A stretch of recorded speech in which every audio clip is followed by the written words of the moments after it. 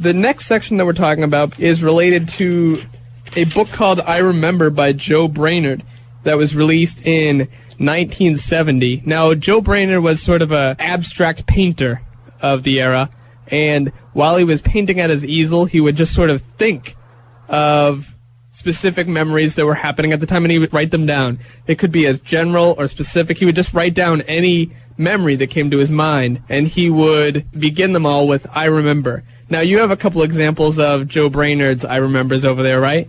Yeah. Would you mind reading a couple of the appropriate ones? All right, here's one that I kind of liked. I remember what I remember most about restaurants when I was very young. French fries, straws, and toothpicks. So I liked true. that one. Yeah, no, it's true. Those are the things that you remember. It's the little details. And now what we have decided to do is to create our own I remembers based on Brainerd's model. Mm-hmm. I will lead off this one. I remember at my 3rd birthday party, I wore a red fire hat that someone got me. It was at McDonald's, and I cried my brains out because I was afraid of clowns, and Ronald McDonald was there. I remember being a clown for Halloween at a time very close to my 3rd birthday.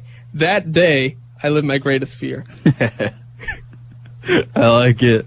Mike, you wrote some of your own. You want to share? I did. I remember when cheating referred to board games and eating a cookie before dinner, not school tests and relationships. Oh my God, that's so beautiful. That is God, awesome. you got to post that I on love Facebook, that one. please. I do. That should be a Facebook post. That's absolutely beautiful. Yeah. Oh man, It's so true. I'm gonna Simple tear up. days, the simple days, right? Yeah, I wouldn't even think of that. I remember thinking National Windbreaker Day would be a great idea because it would make the hallways so noisy. I like it. That's awesome. It would also be great because I wear windbreakers every day. Yeah, It'd right. be like I was know. socially acceptable for a Yes, single day absolutely. in my The life. most popular person. I remember throwing pops at people's feet in a parade to make them jump. Oh, You had to have God. done this. That's absolutely unbelievable. That's a great, Fourth of July, favorite thing to do. I remember the first email we ever got in our family AOL mailbox was a picture of a naked girl. I was shocked, and I was 8.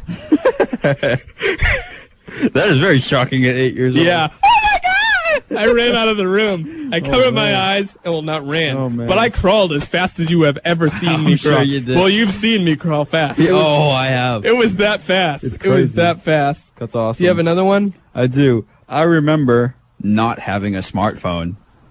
I still remember that. I live it. Yes, you do live it. I have a not lived it for a non-smartphone. few years now, and I don't know how I survived. I don't know why you need one. Why do you need to have the internet 24/7, It's 24 just hours a day, great source. 7 days a week? It's just a great source. It's a great source for what? You got your music, you got your text, you got your internet, you got your phone calls, you got anything you. Now, do you need that all the time? do. Oh, we're going to be talking about inventions a little bit later. We're going to resume this, I swear. All right. I remember when I was very little, we used to look through the B book of the encyclopedia to look at all the different birds. I remember thinking the blue-footed booby was a funny name for a bird, but at the time I didn't know why.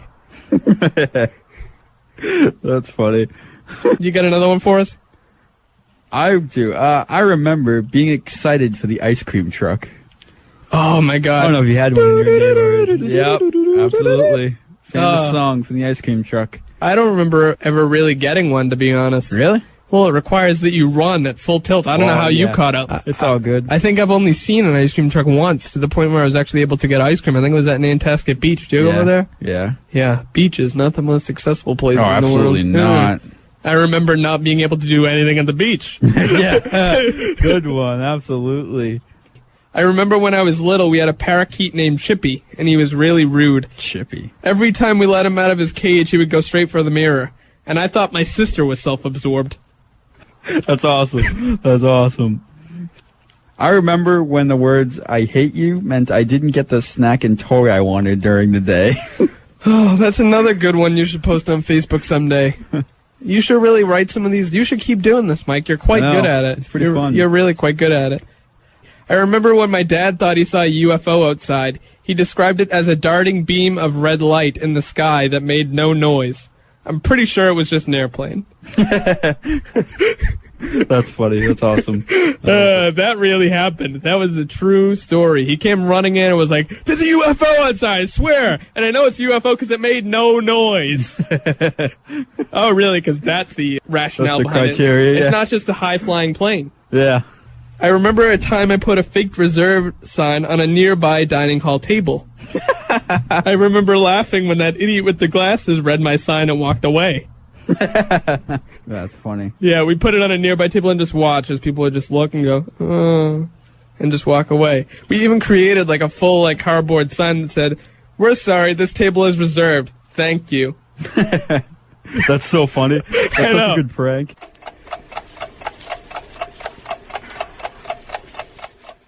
Now we are going to move from memory into a discussion of historical conversation questions. What is the most significant event in history? I mean, the only one I could think of, I don't know why, but the most, like, one of the most famous wars comes to mind, like World War II. I don't know why. Yeah, That's just no, possible. I could definitely, that was on my thought process. My most significant event in history would be the composition of the Old Testament Bible. Yeah, okay. That is the most significant event in history. It has spawned wars, both in the past and today, still fighting over religion. Yeah, right. Whether you believe in it or not, it's still a cause for wars all over the globe. And the composition of that started, in my opinion anyway, with the Old Testament. Definitely. So when that was composed, I think that's the most epic historical event that has caused the most impact on our world today. Right. If you could have a drink with any dead person in history, language barriers aside, who would it be, why, and what is the very first thing you would ask them? Historical Jesus. Because we do know that he existed. Yeah. At the very least, it's in record that he existed. The first thing I would ask him is, I need help with these shelves. Do you know anything about that? The shelves? He is a carpenter. Oh, yeah, okay. I need help with these shelves. That would be the first thing I would ask him. Yeah. And then there would be a lot of other things that I would ask him, but I'm not sure I'm allowed to get into it. But yeah, no, I would really like to have a drink with Jesus. Seems like a pretty cool dude, especially like teenage Jesus. Yeah. That's probably the Jesus that I would like to talk to the most. What about you? Just because there's so much, I don't want to say controversy, but there's so much interesting things about this guy. I was thinking George Washington. Now, do you think you could have a drink because of the teeth? That was one of the things I would with the ask him thing. What's up with the teeth? Give me a Poland Spring, gentlemen. I need a Poland. I know, right? He probably loves scrambled eggs. Yeah, I would imagine. I bet. Favorite food right there. Scrambled eggs, yogurt, with eggs, applesauce. sometimes watermelon. Yeah. The most and least significant invention ever. My least impactful invention, the Frisbee. Yeah, that's true. Explain to me the need for a Frisbee.